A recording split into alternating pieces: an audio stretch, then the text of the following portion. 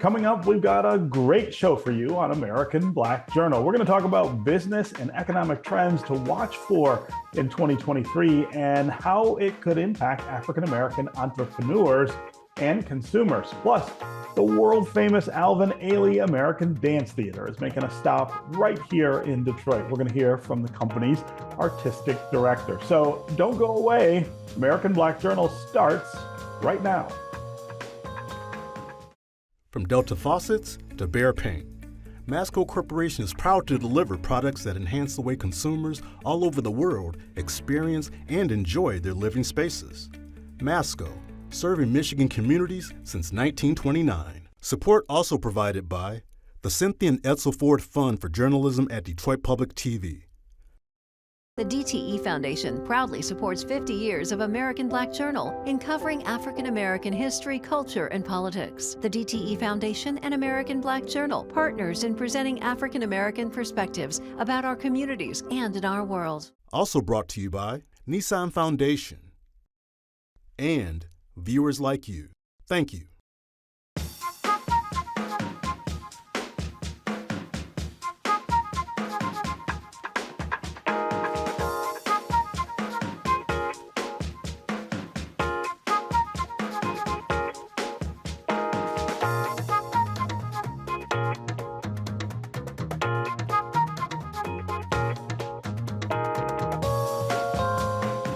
Welcome to American Black Journal. I'm Stephen Henderson.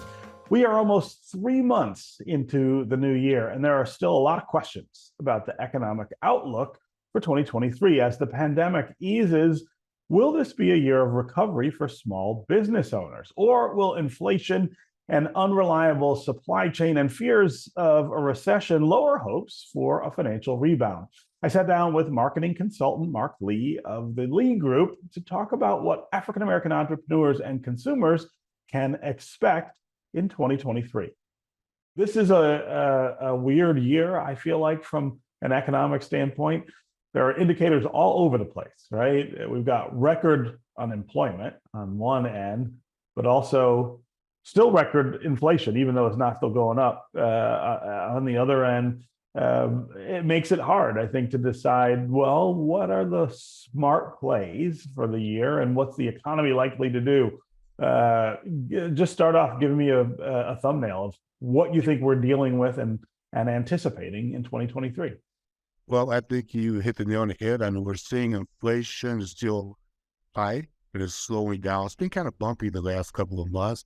I think it would be safe to assume that inflation is still going to be relatively high in 2023. In terms of other economic data, we suggest we just see that credit card balances still remain fairly high. Housing prices are beginning to subside as a result because the interest rates have continued to increase. I mean, you can finance a home at now 6%. Just a couple of months ago, it was about 2.5%, 3%. Yeah. So the inflation is driving up those prices as well. The economists are trying to cool it down. So I think the challenge this year is going to be, how do we continue to control the economic value that we're seeing across the country, and how can people continue to control their expenses as well? So what are we looking at in terms of people who own businesses and are making plans for the year and maybe making decisions? What kinds of things should they have in mind for this year?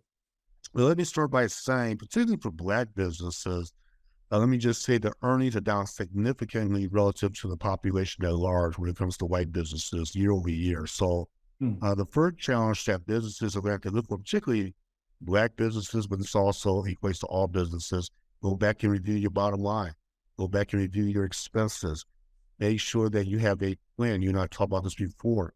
Make sure you have a backup plan in place. Do you understand where your sources of revenue are coming from?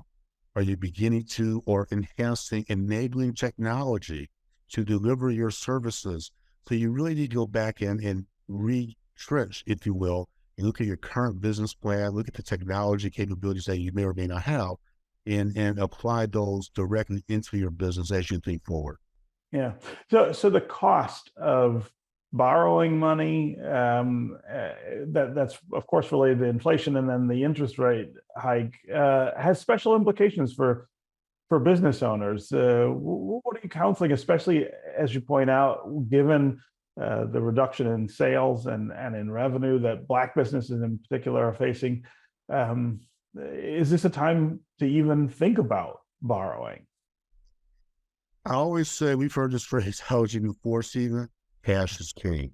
Cash is If king. cash is king, let's be honest about it. If you have cash in the bank, again, I'm not a financial planner. I would encourage you to talk to a financial planner or a financial advisor, but cash is always king. If you're going to use credit, I would recommend you be very judicious with it, because what's going to happen is that your monthly payments are going to continue to increase. Let's take the housing, for example. The cost to borrow money, again, has gone from 2.5%, 3% to over 6%. And you run the math on a $100,000, $200,000 home. That rate, that's a significant increase for families. So from a business perspective, if you're looking to charge for services rendered and you got to pay back that credit card, be of the mindset you're going to pay more on a monthly basis. So I always encourage people, if you have the cash, if you have the resources available, try to use those resources appropriately and try to minimize the credit, the debt creation, if at all possible. Yeah. So you mentioned sales being down, and as a result, of course, revenue goes down as well. Talk about what's driving that and why it's so acute in Black communities, among Black businesses right now. That's a great question. I just had a conversation about 2 or 3 weeks ago of a successful Black business that launched 5 or 6 years ago. They've abruptly shut down within the last month. And I asked the question, I said, why? What happened? And this individual was very candid. They were in the downtown area. They said, quite frankly, people just stopped coming to us because of the pandemic. While this individual tried to modify and use technology to deliver those services, people at that point had made a decision to go elsewhere. So one of the challenges that we're seeing is it's important that people support small businesses. Is this not the time to turn your back on small businesses? And this individual was very direct with me and said the customers that they had, quite frankly, disappeared. And from a Black business perspective, she said that they went from her business to other businesses across the city and into the suburban areas, and quite frankly, they went to white businesses. So the bottom line is it's important that we continue to allocate and spread your resources appropriately, and also to support those small Black businesses that account for a significant part of Detroit's economy, as well as the national economy as well. Yeah. I always like to think of individual economic questions and issues in the frame of home ownership first, because that is, of course, still the way that the best way to build wealth and things like that. Talk about this housing market. There's really strange dynamics there too. Low inventory, but high prices in terms of sales in some cases. But then you've got these crazy interest rates too, that make buying a house more expensive than it used to be.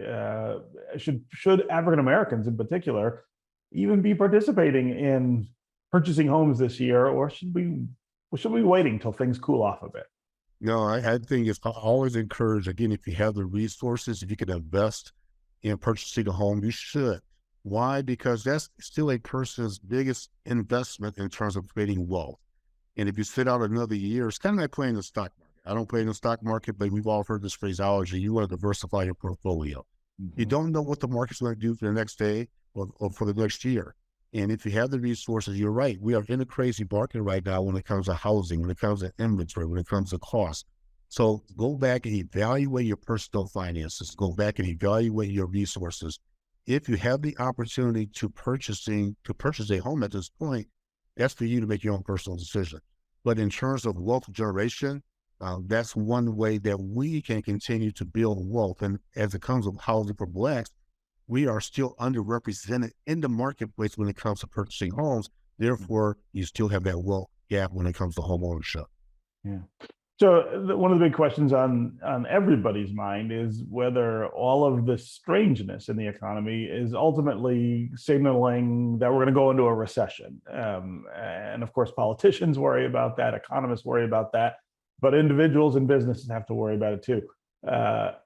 What should people be doing to prepare for the possibility of a recession, if it's going to happen.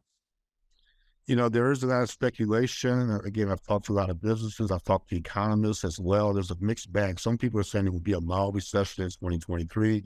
Some people are saying it might be pushed back to 2024. My recommendation is very simple. Assume there's going to be a recession and manage your business appropriately. And what I mean by that is don't go on a spending spree. Spend prudently as if you have a plan. Do not go over budget. Invest your resources in those items that will give you the best return on the investment. Identify the people that know how to, quite frankly, can help you allocate those resources. So at this point in the situation, assume there's going to be a recession. Hopefully there won't be. Assume there might be a mild recession and adjust your business model and your expenditures accordingly. Now's not the time to go on a spending spree. What about individuals? Same advice or maybe different? Again, I would give the same advice. I would give the same advice to individuals. I mean, I'll use myself as an example. I'll be rather candid. I'm pretty transparent. I have adjusted my spending spree, right? I mean, back up, I've adjusted my spending expenditures from a business standpoint. I do have a corporate credit card for my business. I made a conscious decision to pay off that corporate credit card. Why? Because I did not want to pay the additional expense on a monthly basis. And that's the advice that I would give to the viewers today. If you have the opportunity, if you have the resources from a business standpoint, from an individual standpoint, now is the time to modify your spending. If you can pay off your credit cards or any outstanding debt, I strongly recommend that you do that. If you're not sure of exactly what to do at this point, spend some time with a financial advisor. Yeah. And hunker down and hope that things get better, not worse, as we get deeper into the year. Mark Lee, it's always great to have you here to give us a sense of what's going on in the economy and businesses, and Black businesses in particular. Thanks so much for joining us on American Black Journal. I appreciate it. Thanks again. One of the world's most popular dance companies is coming to Detroit later this month as part of a 22-city North American tour. The Alvin Ailey American Dance Theater is going to perform at the Detroit Opera House on March 17th through the 19th. Members of Ailey 2, the organization's second company of emerging young dancers, were in town recently to hold workshops and meet with Detroit public school students. I spoke with Alvin Ailey's artistic director, Robert Battle, about the group's upcoming performance here in Detroit and its longtime influence on African-American culture. Robert Battle, welcome to American Black Journal. Thank you for having me. It's great to be with you. It's great to have you here. So before we start, I have to tell a quick story. Back in the mid-1970s, I was a young person growing up here in the city of Detroit, and some friends of my family got us tickets to go see Alvin Ailey. I remember thinking up front that I was not really excited to see it because I was like, it's ballet and stuff like that, and I'm not going to be into it. But I have such vivid memories of what I saw on stage that night and how much it influenced my love of dance of all kinds today. And of course, the fact that the folks on stage were African-American like me was a shock and something that I will never be able to put out of my mind. So I'm really excited to talk to you about Alvin Ailey coming back to Detroit this year. So it's very cool. I love that story. It's one of the reasons I love ballet now, even. So yeah. Let's talk about this visit to Detroit and what people might expect. Wow. Well, we always try to honor past, present, and future. And, of course, wonderful to be, of course, back in Detroit, a city that I have personal fondness of the history there, certainly. And so one of the works we're doing is called Are You in Your Feelings? It's a brand new work by choreographer Kyle Abraham. And it's great because of not just the dancing, but the music selections that crosses generations, right? It's a kind of soundtrack to folks' lives, depending on what your generation is, from, Drake to Kendrick Lamar to Erykah Badu to the Flamingos to, Gosh, Shirley Brown singing that song, Woman to Woman. I mean, you have it, the breadth of that. And it also celebrates Black love and Black joy in a beautiful, beautiful way. And as we describe it, it's like the perfect mixtape from back in Yeah. the That's a great way to think of it in the kind of modern terms of the way people listen to music. Right. So you also are doing some really important work outside of the performance here in Detroit with young people, getting them interested in and involved in dance. Yeah, we always try to honor what Mr. Ailey wanted us to do, is not just be on the stage, but step off the stage and into the communities that we serve by doing outreach and classes and arts and education. All of that is a part of the backbone of this organization, and part of our purpose, we feel, is to make sure that people have access and feel included in what we do on and off stage. Yeah. So let's talk a little about the history of Alvin Ailey, where it comes from, and the kind of idea behind it. As I said, as a young person in the 70s, I was really keenly aware of it. I imagine that young people today are just as aware. Yeah, Alvin Ailey founded this company in 1958 on the cusp of the Civil Rights Movement. He founded it based on the fact that he didn't see as many of the stories being told about his people on the concert dance stage.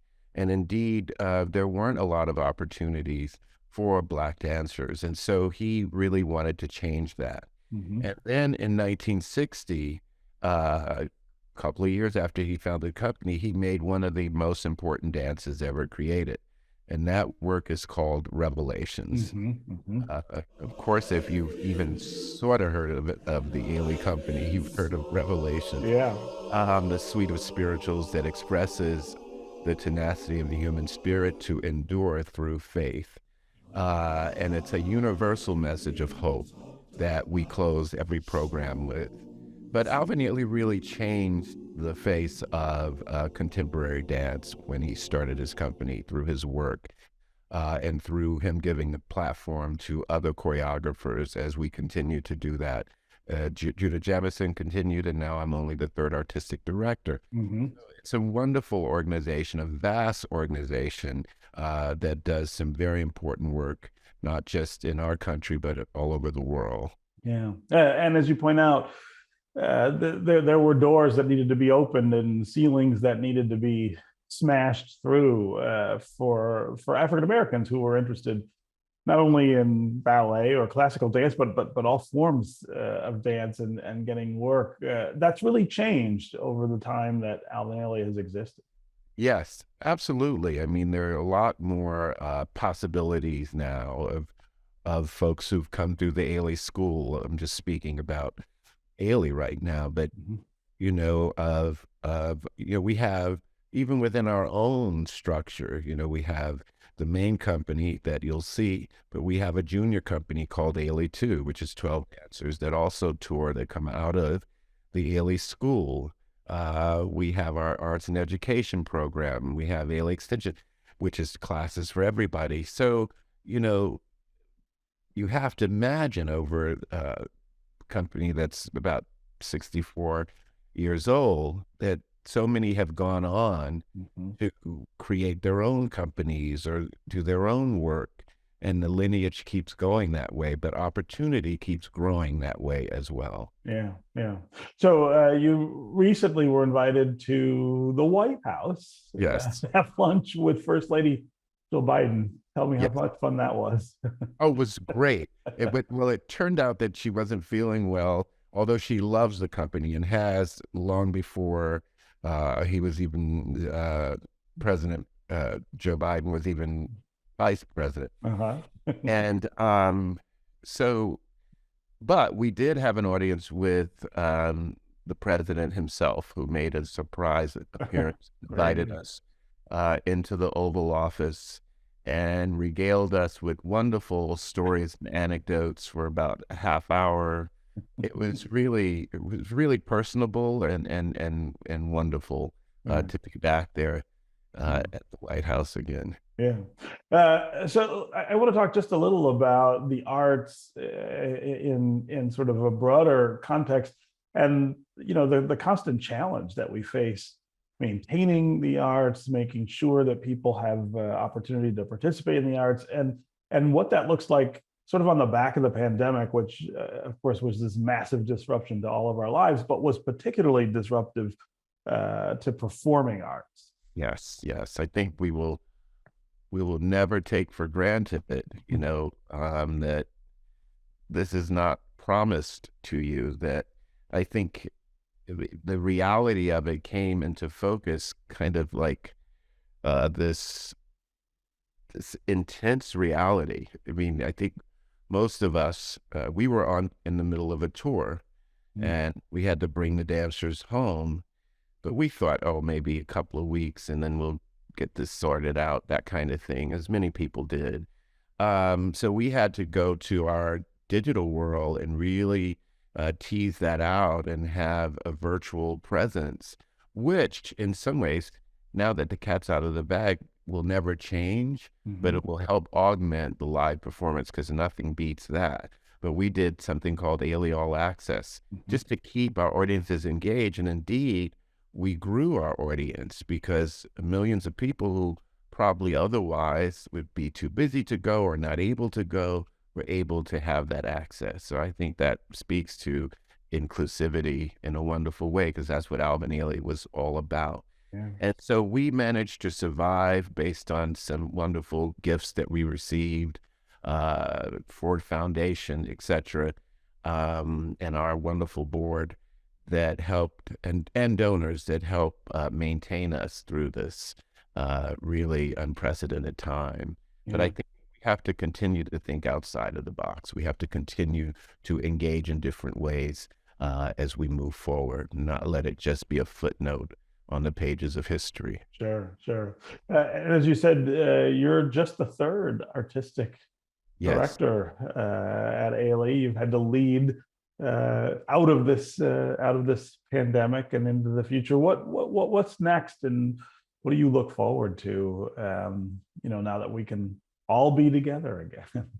Yeah, I'm just looking forward to the way audiences have responded. Has been wonderful, being back on tour and often in sold out houses. Regardless of that, just the enthusiasm and the, I think, gratitude that people feel of being together again, but also witnessing the beauty of the artists of the Alvin Ailey American Dance Theater. I think, maybe I am biased, but I think it's like no other experience in terms of leaving the theater feeling uplifted. Yeah. So I look forward to us getting back to what we do in a more fulsome way, and being able to continue to grow and challenge ourselves as an organization and as artists. Yeah. Well, we look forward to seeing you here March 17th through 19th here in Detroit at the Opera House. Robert Battle, thanks so much for being here with us on American Black Journal. Thank you for having me, really. That'll do it for us on this week's show. Thanks for watching. You can find out more about our guests at AmericanBlackJournal.org, and you can always connect with us on Facebook and on Twitter. Take care, and we'll see you next time.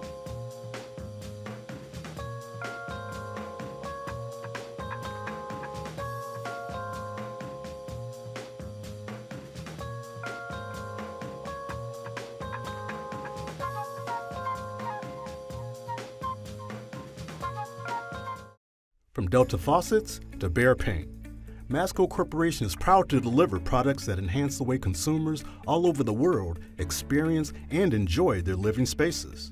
Masco, serving Michigan communities since 1929. Support also provided by the Cynthia and Edsel Ford Fund for Journalism at Detroit Public TV.